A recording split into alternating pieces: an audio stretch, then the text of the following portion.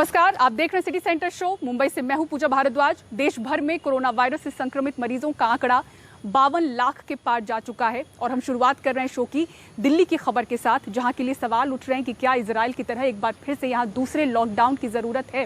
ये सवाल इसलिए क्योंकि जो दूसरी लहर है इस बीमारी की, वो पहली लहर से कहीं ज्यादा खतरनाक नजर आ रही है। पहली लहर के दौरान जो पीक था उस वक्त केसेस 3,937 तक पहुंचे थे, लेकिन दूसरी लहर के दौरान जो पीक है उस वक्त केसेस 4,473 तक नजर आ रहे हैं। यानी कि दिल्ली सरकार भले ही जो कुछ भी कहे कि हालात ठीक हैं, लेकिन ये आंकड़े बता रहे हैं कि हालात बिगड़ते जा रहे हैं। देखिए रिपोर्ट। पिछले गुरुवार देश की राजधानी में कोविड की वजह से 38 मौतें हुई और ये 63 दिनों का सबसे बड़ा आंकड़ा था।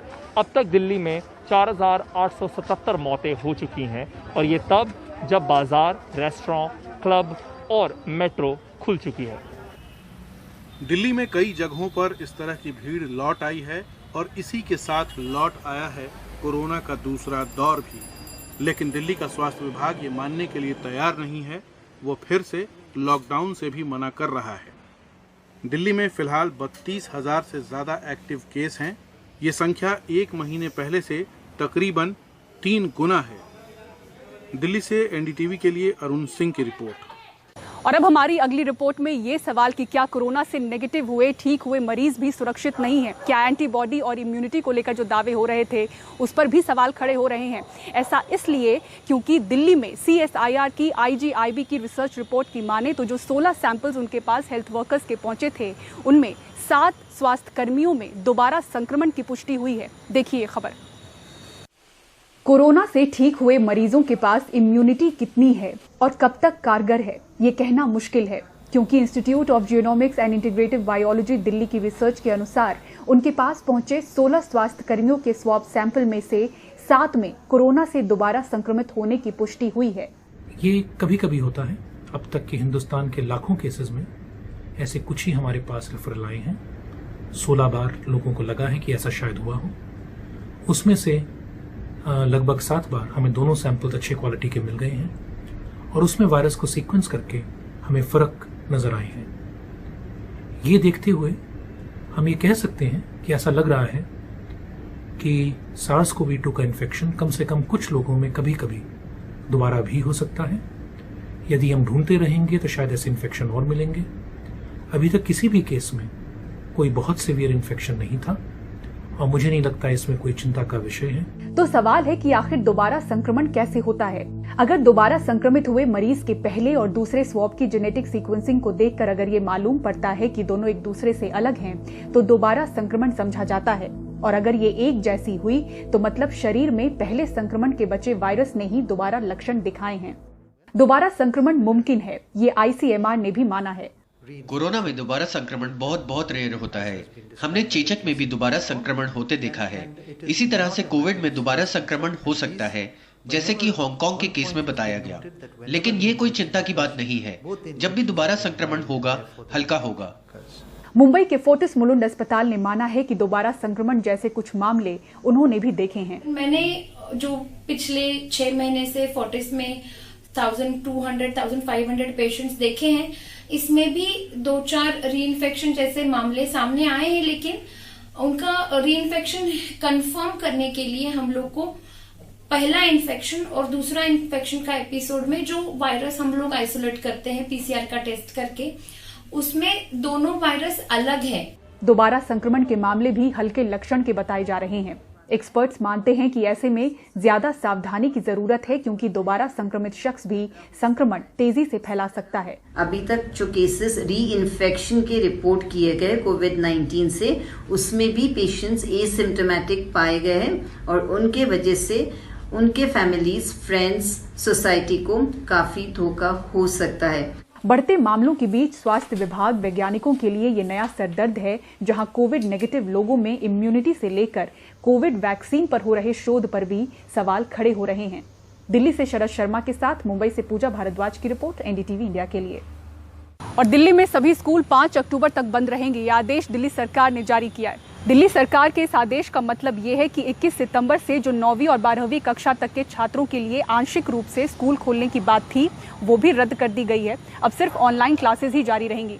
शुक्रवार को नोएडा प्राधिकरण पर वेतन बढ़ाने को लेकर प्रदर्शन कर रहे सफाई कर्मचारियों को पुलिस ने लाठी मारकर भगा दिया। गुरुवार के दिन एक सफाई कर्मचारी को नौकरी से निकालने का नोटिस मिला था, जिसके बाद उसने आत्महत्या कर ली थी और इसी से सफाई कर्मचारी बेहद गुस्से में थे। पुलिस की मार खा रहा ये शख्स हमारे घरों की नालियों की सफाई करने वाला कर्मचारी है, कोई चोर डकैत नहीं। प्रधानमंत्री सफाई कर्मचारियों को कोरोना वॉरियर तक कह चुके हैं। दरअसल नोएडा के 1360 सफाई कर्मचारी पिछले 15 दिनों से वेतन बढ़ाने की मांग को लेकर धरना दे रहे थे, लेकिन वेतन तो बढ़ा नहीं, पुलिस की मार पड़ी सो अलग। नोएडा हम लोग नोएडा छोटी पे बैठे थे, वहाँ में नहीं बैठने दे रहा। नोएडा छोटी को पूरी तरह पुलिस छावनी में बदल दिया गया। हमारा कोई भी कर्मचारी वहाँ इकट्ठा नहीं होने दे रहे। 2 दिन पहले तक 35 साल के सफाई कर्मचारी अनिल भी इन्हीं सफाई कर्मचारियों के साथ प्रदर्शन कर रहे थे, लेकिन सोमवार को इन्हें नौकरी से निकालने का नोटिस दे दिया गया। परिवार वालों की माने तो 6 बच्चों के पिता अनिल मानसिक तौर पर परेशान हो गए कि अब उनका घर कैसे चलेगा। इसी गम में उन्होंने आत्महत्या कर ली। सर वो झंडा प्रदर्शन चल रहे थे और नौकरी से निकालने का नोटिस दे दिया उनको, तो उन्होंने अपनी आत्महत्या कर ली, फांसी लगा ली उन्होंने आके शाम के टाइम में। इस वजह से परेशान थे कि नौकरी नहीं रहेगी तो कैसे करेंगे। हाँ, नौकरी नहीं रहेगी तो बच्चा कहाँ पालूंगा, क्या खवाऊंगा, क्या पढ़ाऊंगा, क्या लिखाऊंगा।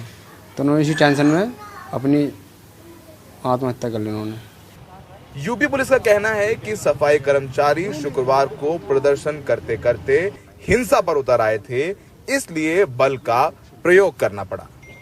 उनकी जो मुख्य मांगे थी, जो एक्सेप्टेबल थी, वो सारी मांगे मानी गई। और सबसे इम्पोर्टेंट पॉइंट ये है कि जो उनके रिप्रेजेंटेटिव्स थे, उन सब लोगों ने सारी बातों पर सहमति जताई। उसके बाद वहाँ पे सारे लड़के जो थे, यंग लड़के थे, सब अनरूली हो गए, सड़कों पे अराजकता करते हुए यहाँ तक आए। यहाँ आने के बाद भी हम लोगों ने कहा कोई बात नहीं, हम लोग साथ साथ चल रहे थे, क्योंकि ठीक है इनकी जो बातें हैं फिर सुनी जाएगी। लेकिन जब वहाँ पे गेट पे आया तो उन लोगों के द्वारा जो पुलिसकर्मी वहाँ थे उनके साथ धक्का मुक्की शुरू हो गई, यहाँ तक कि उन्होंने पथराव शुरू कर दिया और पत्थर में हमारे कुछ लोगों को चोट भी आई। मुझे भी एक बार यहाँ पत्थर लगा, लेकिन मैंने उसके बाद ये कहा कि छोड़ो। उसके बाद भी हम लोगों ने हल्का सा, चूंकि ये लड़के अब अनरूली ज़्यादा हो रहे थे, हल्का बल प्रयोग करके इनको यहाँ से हम लोगों ने डिस्पर्स किया है। यूपी सरकार अब नौकरी जाने के गम में आत्महत्या कर लेने वाले अनिल के परिवार को सरकारी नौकरी देने की बात कर रही है। प्रधानमंत्री मोदी ने देश भर में जो सफाई कर्मचारी हैं उन्हें कोरोना वॉरियर का नाम दिया, क्योंकि वो इस कोरोना के दौर में अपनी जान जोखिम में डाल के सब कूड़ा हटाते हैं, हमारे नालियां, गटर, सड़कें साफ करते हैं। लेकिन आप देखेंगे किस तरीके से इन कोरोना वॉरियर्स को यूपी पुलिस लाठियों से पीट के भगा रही है, यहाँ तक कि लात मार के उनको भगाया जा रहा है। और इनका कसूर सिर्फ इतना है कि वो इस कोरोना महामारी के दौर में अपने लिए वेतन में बढ़ोतरी की मांग कर रहे हैं। नोएडा में सहयोगी अरविंद उत्तम, सचिन गुप्ता के साथ सौरभ शुक्ला, एनडीटीवी इंडिया। झारखंड की राजधानी रांची में स्थायी नौकरी की मांग करते हुए प्रदर्शन कर रहे सहायक पुलिसकर्मियों पर उनके ही साथी पुलिसकर्मियों ने लाठीचार्ज कर दिया।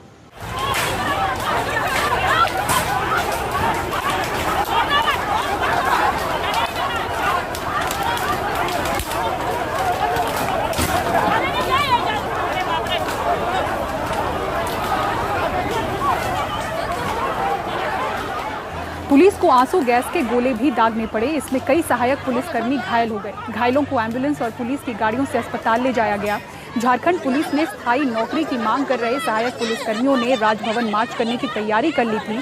इसकी जानकारी पुलिस को मिल गई तो जैसे ही सहायक पुलिसकर्मी राजभवन की तरफ बढ़े, एसएसपी ने उन्हें रोक दिया और जब वो नहीं माने तो उन पर लाठीचार्ज कर दिया गया।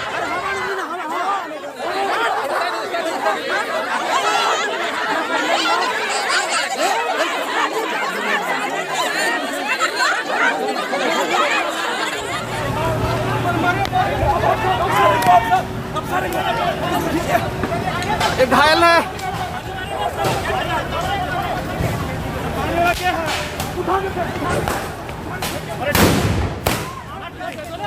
रेल मंत्रालय दिल्ली मुंबई समेत करीब 50 रेलवे स्टेशन को पीपीपी यानी कि पब्लिक प्राइवेट पार्टनरशिप मॉडल के तहत निजी हाथों में सौंपने की तैयारी कर रहा है।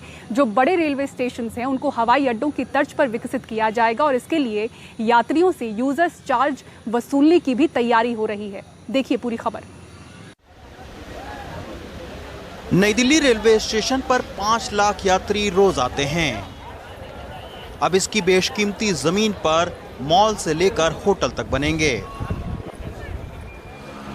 ठीक इसी तरह मुंबई के छत्रपति शिवाजी स्टेशन की इस हेरिटेज बिल्डिंग से लगी जमीन को कुछ इस तरह से विकसित किया जाएगा। इन रेलवे स्टेशनों पर नई तकनीक के साथ यात्रियों को ज्यादा सुविधा देने का वादा भी है।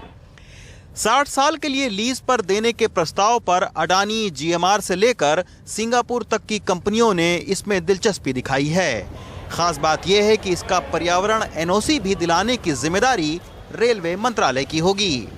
जब बैंक्स खुले तो बाहर के बैंक्स आए, तो ये थोड़ी ना हुआ कि प्राइवेट बैंक्स आए, एचडीएफसी आया, कोटक महिंद्रा आया, आईसीआईसी आया। इसका मतलब ये थोड़ी ना हो गया कि एसबीआई बंद हो गए।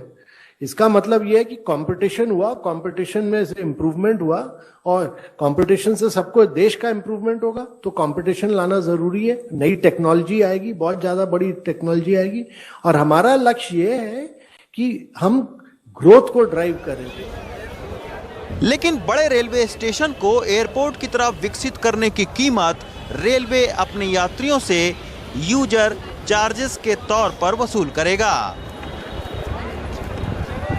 फिलहाल दिल्ली, मुंबई समेत बड़े शहरों के करीब 50 स्टेशनों पर यूजर चार्जेस लगाया जाएगा। इस तरह से स्टेशन को रीडेवलप करना है, हमारे जितने भी स्टेशन हैं उनको रीडेवलप करना है। जो यूजर चार्ज का अभी हम नोटिफिकेशन करेंगे और उसमें हमारा उद्देश्य यही है कि जितने भी स्टेशन है, चाहे वो रीडेवलप हो रहे हो चाहे नहीं रीडेवलप हो रहे हैं, एक छोटा अमाउंट हम चार्ज करके और उस अमाउंट से हम लोगों को अच्छी सुविधा प्रदान कर पाए। यूजर चार्ज का जो एक अमाउंट होगा वो बिल्कुल ही अफोर्डेबल होगा, लेकिन वो इसलिए जरूरी है कि अगर हमको वर्ल्ड क्लास सुविधा सबको प्रोवाइड करनी है तो उसके लिए वो यूजर चार्ज जरूरी है। उधर रेलवे की पब्लिक प्राइवेट पार्टनरशिप से नाराज ट्रेड यूनियन इसका विरोध करने सड़कों पर उतरी हैं। ट्रेड यूनियन का कहना है कि रेलवे में सफर करने वाले ज्यादातर लोग गरीब तबके से आते हैं। हमारे रेलवे स्टेशन पर आने वाले लोग हवाई जहाज से यात्रा करने वाले लोग नहीं हैं। वो 5% एफ्लुएंट क्लास ऑफ सोसाइटी के लोग हैं। ये गरीब लोग हैं, कॉमन लोग हैं। प्लेटफार्म पे आते हैं, गाड़ी में बैठ करके चले जाते हैं, ज़्यादा से ज़्यादा प्लेटफार्म का पानी पी लेते हैं। तो ये सब चीज़ें उचित नहीं हैं। भारत सरकार को मैं 20 बार कह चुका हूँ कि आप जो भी योजनाएं बनाइए वो 95% लोगों के लिए बनाइए। फिलहाल पहले चरण में दिल्ली, मुंबई, नागपुर, अमृतसर, ग्वालियर और साबरमती जैसे 10 रेलवे स्टेशन को विकसित करने के लिए 50 से ज्यादा कंपनियों ने दिलचस्पी दिखाई है। यात्रियों की सुविधा बढ़ाने के नाम पर नई दिल्ली समेत तमाम सारे शहरों के रेलवे स्टेशन का कई बार पुनर्निर्माण किया गया। क्योंकि शहर के बीचों बीच रेलवे स्टेशन की बेशकीमती ज़मीन होती है, तो इसके चलते इस बार ग्रोथ रेट बढ़ाने और यात्रियों को ज़्यादा सुविधा देने के नाम पर अब निजी कंपनियों की निगाहें रेलवे की ज़मीन पर टिक गई हैं। दिल्ली से रवीश रंजन शुक्ला, एनडीटीवी इंडिया। आम तो आम, कई बार खास लोगों को भी पुलिस में रिपोर्ट दर्ज कराने को लेकर जद्दोजहद करनी पड़ती है। ट्रकों पर ओवरलोडिंग के मामले में कार्रवाई कर रही अंबाला की एडीसी और उनकी टीम पर 50 से 60 लोगों ने हमला कर दिया और मंत्री के दखल के बाद ही मामला दर्ज हो पाया। देखिए रिपोर्ट। सरकारी गाड़ी की हालत बता रही है कि कुछ ट्रांसपोर्टरों का कितना आतंक इस इलाके में है। लाठी डंडों और पत्थरों से गाड़ी की हालत कर दी गई। ये गाड़ी अंबाला की एडीसी और आरटीए प्रीति के स्टाफ की है, जिसके साथ वो ओवरलोडेड ट्रकों की जांच कर रही थी। बस यही कुछ ट्रक वालों को पसंद नहीं आया। 0018 जो थी वो गाड़ी उन्होंने घेर के और उसको क्षति पहुंचाई और उसको डंडों से, पत्थरों से तोड़ा गया। वहाँ पे उनके पास पेट्रोल की केनिया तक मौजूद थी, जिससे उन्होंने हमारी गाड़ी को क्षति पहुंचाने की कोशिश की और गाड़ी को तोड़ करके उन्होंने एक गड्ढे में फेंक दिया। और हमारे स्टाफ के ऊपर भी हमला हुआ, जिसमें मेरे गनमैन को और मेरे ड्राइवर को चोटें आई हैं। जिस आईएएस के पास आम लोग अपनी समस्याएं लेकर आते हैं, वही आईएएस अफसर तकरीबन 50-60 लोगों के हमले के बाद अपनी रिपोर्ट दर्ज कराने के लिए परेशान होती रही। बाद में हरियाणा के गृह मंत्री अनिल विज के दखल पर मामला दर्ज हुआ। उस टाइम पे उन लोगों ने हमारी गाड़ी घेरी, तो वो हमला करने की पूरी नीयत में थे। उन्होंने बाद में भी हम लोगों को जान से मारने तक की धमकी दे दी है कि अगर आरटी अम्बाला कोई भी दोबारा से चलानिंग पे उतरता है तो हम लोगों को जान से मार दिया जाएगा। सरकार की तरफ से हमें बहुत ज़्यादा हेल्प मिली है और बहुत ज़्यादा सपोर्ट उन लोगों ने हम लोगों को किया है। इनफैक्ट होम मिनिस्टर साहब की तरफ से क्लियर कट आदेश आ गए हैं कि किसी भी तरीके से आप लोगों को डरने की आवश्यकता नहीं है। पुलिस ने मामला दर्ज कर लिया है और मामले की जांच जारी है।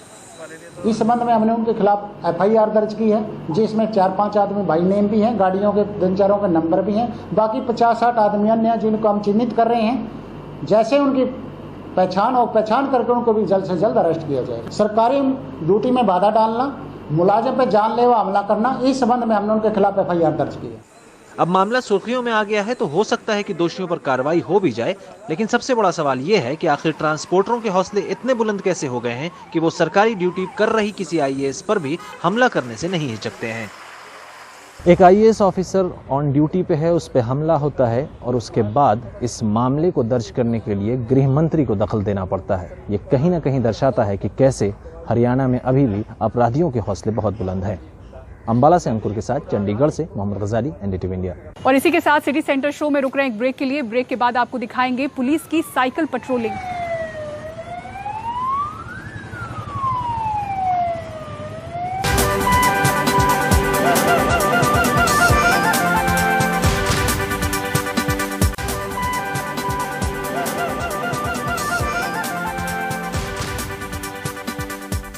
और आज दोपहर ये खबर छाई रही कि गूगल प्ले स्टोर से डिजिटल पेमेंट कंपनी पेटीएम को हटा लिया गया है।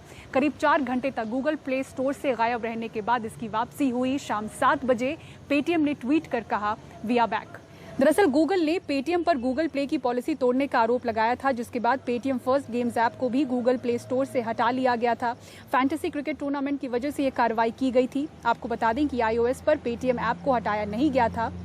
इस बीच पेटीएम ने बीच में ट्वीट कर ये कहा था कि हम गूगल प्ले स्टोर पर जल्द वापस आएंगे और करीब 4 घंटे के बाद पेटीएम ने फिर से ट्वीट कर गूगल प्ले स्टोर पर वापसी का ऐलान किया। महामारी के इस दौर में स्कूल और कॉलेजों की ऑनलाइन पढ़ाई चल रही है। ऐसे में कुछ साइबर हैकर्स हैं जो ऑनलाइन पढ़ाई के दौरान बीच में घुसकर क्लासेस को डिस्टर्ब कर रहे हैं। महाराष्ट्र में इस तरह की शिकायतें मिल रही हैं। सुनील सिंह की रिपोर्ट देखिए। स्कूल और कॉलेजों की ऑनलाइन पढ़ाई साइबर बदमाशों के निशाने पर है। कुछ साइबर बदमाश सोशल मीडिया पर दूसरे छात्रों से ऑनलाइन लिंक मांगकर डिस्टर्ब करने का काम कर रहे हैं। लेकिन अभी ऑनलाइन टीचिंग में नया प्रॉब्लम हम लोग देख रहे हैं कि कुछ बच्चे, उनके पास, वो हमारे स्कूल के नहीं है, उनके पास आईडी कैसा जाता है पता नहीं है, लेकिन जब ऑनलाइन टीचर हमारी जब पढ़ाती है तो वो बीच में आते हैं, टीचर को डिस्टर्ब करते हैं, टीचर के साथ में मिसबिहेव करते हैं, टीचर को कुछ कमेंट करते हैं। जब हमने इसकी तहकीकात की तो हमारे कुछ बच्चों ने बोला कि सर ये बच्चे दूसरे स्कूल के हैं। ये तो हकीकत है कि जब से हमने ऑनलाइन टीचिंग शुरू किया है, बच्चों की शरारत रुकी नहीं। स्कूल में जो शरारत करते थे वो अब घर पे भी वैसी ही शरारत करते हैं। बच्चे लॉगिन तो कर लेते हैं, लेकिन उसके बाद अपने मनपसंद लोगों से बात करना और अपनी पसंद की गेम्स खेलना, उसमें उनका ध्यान लगा रहता है। महाराष्ट्र साइबर सिक्योरिटी का कहना है कि इस तरह की शिकायतें पूरे राज्य से मिल रही हैं। इसलिए पिछले दिनों ऑनलाइन वर्कशॉप के जरिए जागरूकता अभियान चलाया गया। महाराष्ट्र साइबर को अभी तक बहुत सारी ऐसी कंप्लेंट आई है कि जिसमें जो अनवांटेड लोग हैं या क्रिमिनल्स है या फिर अब्यूजर्स है, वो क्लास में आते हैं ऑनलाइन और टीचर को, स्टूडेंट को अब्यूज करते हैं और बात चले जाते हैं। प्रिवेंटिव एस्पेक्ट्स में हम क्या काम करें, इसके ऊपर में उसमें चर्चा थी बहुत सारी। और ये बच्चे क्यों स्टॉकिंग करते हैं, ऑनलाइन में क्यों परेशान करते हैं, क्यों बुलिंग करते हैं, क्यों मेम्स बनाते हैं, क्यों इनके अब्रप्ट बिहेवियर रहता है ऑनलाइन के समय में, इसकी मानसिकता क्या रहती है और इस मानसिकता को हम कैसे प्रिवेंशन पे रखें, क्या कर सकते हैं थ्रू पेरेंटिंग, थ्रू स्कूलिंग तथा ऑनलाइन हमारी कुछ ट्रेनिंग के माध्यम से क्या कर सकते हैं, इस पे ये प्रोग्राम था। कोरोना काल में ऑनलाइन क्लासेस ही एकमात्र उपाय है, लेकिन कुछ शरारती तत्व साइबर बदमाशी कर उसमें भी अरंगा डालने में लगे हुए हैं। मुंबई से अपने सहयोगी गणेश परब के साथ सुनील सिंह, एनडीटीवी इंडिया के लिए। देश भर में कोरोना वायरस के मामले जिस तरह से लगातार बढ़ते जा रहे हैं, पुलिस की सख्ती भी थोड़ी बढ़ती हुई नजर आ रही है। पुलिस प्रशासन इस कोशिश में है कि लोग एहतियात बरतें और नियमों का पालन करें। दिल्ली में कनॉट प्लेस के एसीपी सिद्धार्थ जैन अपनी पूरी टीम के साथ साइकिल पर सवार होकर पेट्रोलिंग करते हुए नजर आए। पेट्रोलिंग के जरिए पुलिस टीम पूरी नजर रख रही है कि कहीं कोई बिना मास्क लगाए या सोशल डिस्टेंसिंग का उल्लंघन करता तो नहीं घूम रहा। आपको बता दें कि पिछले हफ्ते सोशल डिस्टेंसिंग का पालन न करने और मास्क न पहनने के चलते करीब 416 चालान काटे जा चुके हैं।